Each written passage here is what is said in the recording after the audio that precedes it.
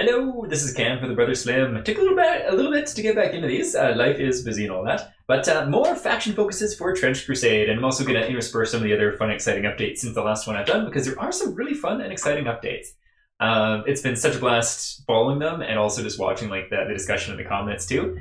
Fantastic community. I think one of the very first comments I added to the campaign was the trenches may be grim, but this comment section is not, and that absolutely still stands. But yes, so, and also for anyone wondering too, so right now I am backing just the physical rulebook. I don't know when or how I'm going to be able to actually play the game. I've got so many miniatures in a backlog that just isn't feasible for me to, or doesn't make sense to get the, originally I wanted to get two warbands, but it doesn't make sense right now because I don't really have any friends nearby that enjoy tabletop wargaming. It's more RPGs and board games, which I also love. So if I was to get a faction, 110% this would be it. Court of the Seven-Headed Serpent. And I might change my mind before the end of the campaign, but I think I'm going to hold off. But yes, let's dive into it. So once again, fantastic crest in the middle of the screen there. Jutting from eternally belching plumes of stinking corrosive smoke is the Iron City of Dis. And atop its shrieking black keep is the Infernal War Council. There sit 7 of the greatest, most wicked, and most cunning of archdevils, each representing one of 7 mortal sins made manifest. Upon the commands of this great court of hell, which provides over the war against creation, their warbands gather at the gates of hell. I think I added gates to the other previous sentence by mistake. Yoke fiends muster under the banners of their praetors, and sorcerers driving the wretched human slave troops whose suffering is used to power their goetic spells. The shattered forms of Hell Knight are forced into their suits of armor and then emerge from their fiery tombs. Desecrated saints are brought forth to act as unholy war altars that pollute and pervert the land. Ahead of the warbands fly pit locusts, heck yeah, they're cool, the clatter of their wings heralding the doom of mankind. And sometimes, when the deathly omens on hell's burning skies and black stars are favorable, a hunter of the left-hand path will join a warband as they strike out from the mouth of hell.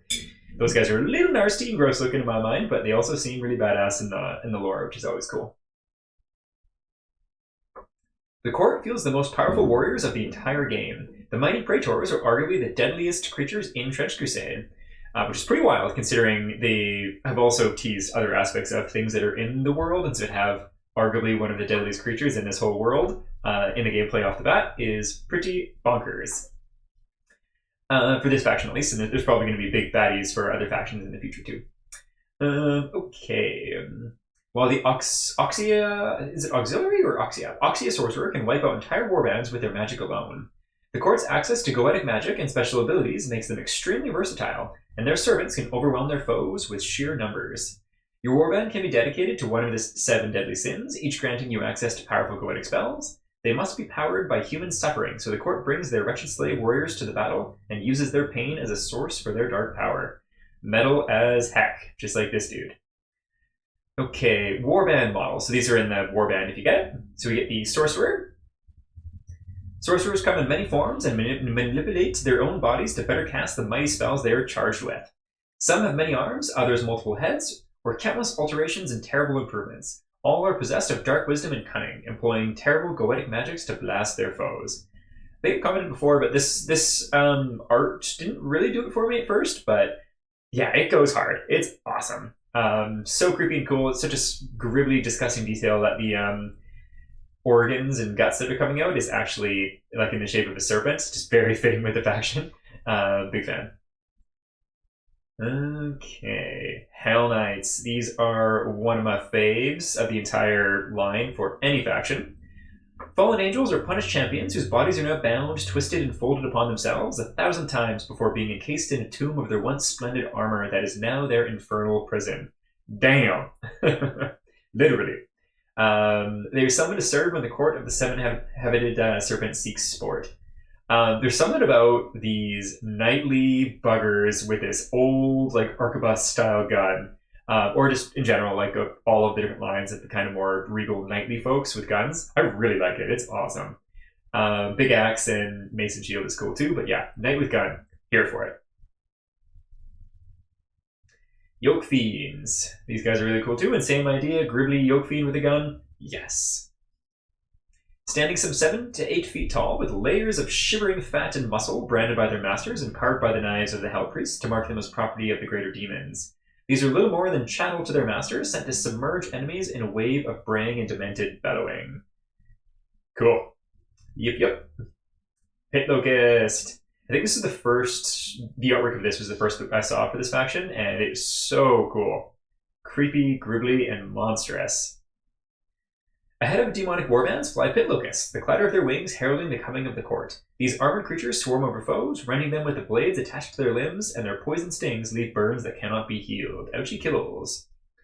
Additional models, so these are all part of the court bundle. This is the aforementioned Praetor, who is arguably one of the strongest in the game right now, just bonkers. And so when you're making a warband, you have to choose a leader. And so for the court, it can either be a Praetor, as we see in front of us, which is big, giant, gribbly demon / double, or a sorcerer, which I think does come on a decently big base, too, bigger than a normal troop. But this guy is swole as heck. And there's so many creepy things going on with the... Kind of reminds me of like an embodiment of all 4 of the Chaos Gods of Warhammer in a way. How we've got the BU, we've got all the gross fleshy bits, we've got like all of the horns and muscle and fire and magic. Yeah, it's creepy and cool. Demonic commanders and magistrates of a mighty archdevil or demon lord. Each Praetor commands small cohorts at their liege's behest, raised from the denizens within the ever-shifting domains of hell. They are some of the mightiest of demons permitted to walk the mortal world, and to cross one is to look into the eyes of evil itself and despair. Cool. I'm kind of curious what the difference in the world is between archdevils, or just devils in general, versus demon lords and demons in general. Okay, Hunter of the Left-Handed Path. So I think I said this in the general campaign cover. The sculpt looks cool. The artwork for this thing is really good. The art is fantastic, but oh my goodness, is it so creepy and gross. Its hood is very fleshy and moist, as is its horribly broken blade bow arm and cape of flesh and eyes. It just gives me the heebie-jeebies. Very nice abs though, and the sculpt looks great. Like obviously it would depend on how people paint it to make it look gross and disgusting like the art. And the art is gross and disgusting in the best way possible. It's just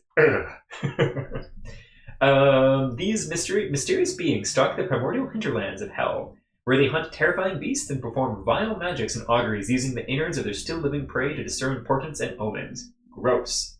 When accompanying court warbands in the mortal realm, only their chosen prey changes. Yep, creepy and really cool. The lore form is sweet, basically interdimensional hunters from hell. Wretched. I kind of wish there was one more sculpt for these guys, kind of like with the ecclesiastic prisoners, which we'll see in a future video. So Wretched. Captured or sold to the devils, the Wretched are used as disposable troops or as sacrifices for the goetic magics. Willing to do anything to escape a fate worse than death, they grasp at the thinnest of straws. Should they bring down a mighty opponent, the law of hell is clear. The mortal will gain its freedom. So just, I haven't played any games or anything like that, but with the idea of needing like human pain and sacrificing as part of this warband, do you need Wretched as part of your army, or would Yoke Fiend suffice for that instead too? Just because, especially with the one sculpt, like if you need 2 or more of these guys, it would be kind of a shame. Obviously, kit bashing and such is different, but if you're going like the straight route of getting the licensed models. Desecrated Saint. So there's so much going on in this, but like from watching the video of it, it's a really cool sculpt. It's kind of hard to see right here, but there are 3 different arms wielding 3 different things. And then this massive sword of swords over here. And there's so much going on that it's kind of hard to see. But one of the things I didn't notice right away is there is the Desecrated Saint in the middle. Just that little person in this horrible golem of metal and flesh. Monstrous. Desecrated Saints were the most prized possessions of the Lords of Hell. Men and women who once were destined to become saints, great prophets or holy ones according to God's plan, but who were led astray and fell from grace. They are now walking altars of corruption, returned to lay waste to the lands they once cherished. What do you think of this faction, folks? This one goes so hard. Yeah, my favorite faction by far, although New Antioch is a close second. And I love how it's such a dichotomy between those two, but those are definitely my faves. Yeah, love this faction. Super cool. The ruling of it, being able to choose between the 7 deadly sins, is awesome too. Yeah, this would be the one, and I also really like that crest. But yeah, let's jump ahead to a slightly more recent update too, because it's been kind of fun lumping 2 together since they are a little bit shorter. So this is update 14, rather than the last one being update 8, and this is the third-party license, which is something I love to see when it's applicable, which in this case I think it definitely is. Greetings, Crusaders! Today we talk about something very important to us, third-party content for Trench Crusade. As you've said on the main page, third-party minis, kit bashes, and conversions will always be welcome on a Trench Crusade table. Historically, they would allow the game to get its start and grow whilst we worked on the official range. We see no reason for this to change. However, with the game officially launching, and especially considering its success, we're going to have to steward our IP appropriately.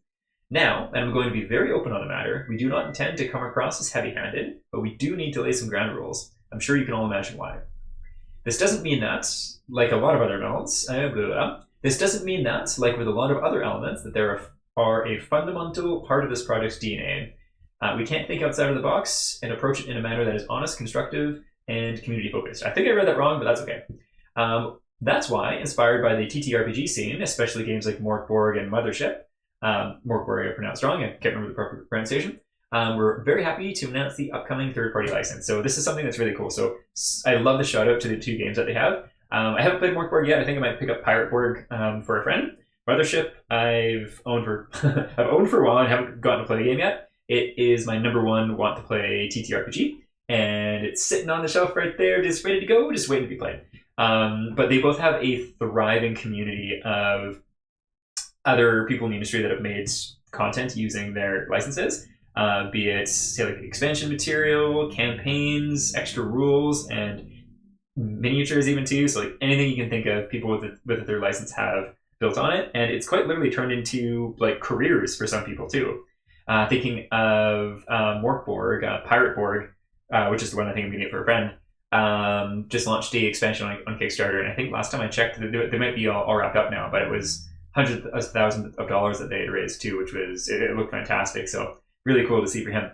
Limithron is the name there. But yeah, so a great comparison, because although it's a different game, for me, tabletop wargaming was an entry to RPGs. And then especially thinking of like Thomas's background with like Mordheim and stuff, like that's kind of like the in-between. And I think it's a great comparison here. So the Trench Crusade TPL. Anyone can make content for Trench Crusade. And we're not just talking about miniatures here, but scenarios, campaigns, stories, art, music, whatever you like. We honestly can't wait to see what you come up with. If you intend to distribute this content for free, then our only request is that you don't include any of our official material, but we will be releasing a free content pack with basic assets that you can use. If you would like to monetize your creations, it gets a little bit more complicated, but that's fine too. There'll be 3 levels for this. Free. Obviously, we don't own the concept of a weird World War I setting with religious undertones, and we're not going to pretend that we do. You are free to make whatever you like. However, please do not use our name or any official material. Compatible with Trench Crusade. You can submit your project to us in order to get permission to advertise it as compatible with Trench Crusade. This check is to only verify that the project meets our community guidelines and standards. You owe us nothing, and the use of certain official material can be requested. Licensing/co-publishing. Efficiency licensing the TC universe. We obviously get a cut at this point, but the product is official and we can also help you with development, distribution, etc. So that one I'm assuming is going to be a much more niche onboarding that they do on a case-by-case basis. Obviously being vetted by if it's something that they want to support and agree with and such. But really cool to have the various tiers, and compatible with Trench Crusade I think is awesome. Just what they have outlined so far. This is a rough outline of what we'll be putting into place, and details may vary depending on each situation. We'll have more precise info early next year when we officially roll this out. We also want this time to act as a grace period for the creators that already have TC content up for sale to decide what they'd like to do, which is cool. Which leads to the question, what would an officially licensed TC project look like? Well, I'm glad you asked. The Red Brigade Trench Crusade. We're very proud to announce that Westphalia, an international team of hobbyists and purveyors of fine miniatures, are Trench Crusade's first official licensing partner. So this has been teased and has been around for a little while. The Kickstarter preview's been up for a bit too. Ooh, a fantastic crest of their own as well, like that very much. As you will learn to expect from anything Westphalia touches, there are some amazing minis that will be up for grabs. The team has taken their vision of Trench Crusade and turned it into a stunning new Antioch-inspired warband. Despite having nothing to prove, they still insisted on providing an awesome gift for everyone here. 2 free STL files, which you can get here. So just going to take a quick look at these. These are really cool. So they're really going into like the medieval knightly vibe, and then fixed bayonets. Heck yeah. Yeah, Awesome, those look sweet. And so then here are some painted versions. So yes, much coveted trench dog indeed.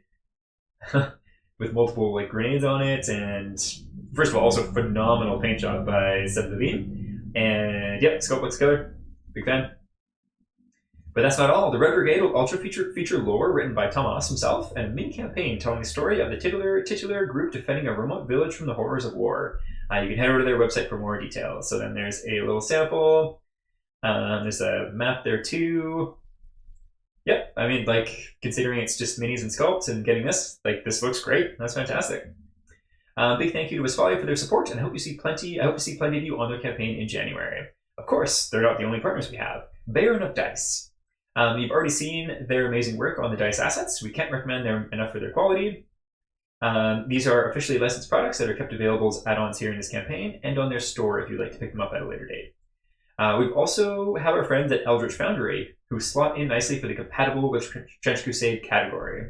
Assemble your Trench Crusade warband with Eldritch Foundry. Very cool. So coming from the RPG scene, kind of familiar with this as an alternative to, what do they call? I can't remember. There's one that's really, really popular too, but if you're not familiar, basically it's a website where you can kind of design your own mini within certain parameters, adjust it as much as you want, and then have it printed and sent your way, or purchase the STL to print yourself. So custom miniature builder, that's it there. They're also running a very cool campaign for colored minis right now. Hero Forge is the other one I was thinking of, which is sweet. So we're very excited about this side of the project. We love the idea of what we've made, inspiring others to create in turn and make a living out of it. There we go, wonderful. That's fantastic to see. At the end of the day, that's part of what brought about Trench Crusade. As always, our thanks for your support, and we'll be back again soon. Awesome, love that very much. So we'll be diving into the next faction focus, which, if I remember correctly, is the super priestly religious fellows, Trench Pilgrims. And we'll dive into that sometime soon. Until then, much love and take care. Bye!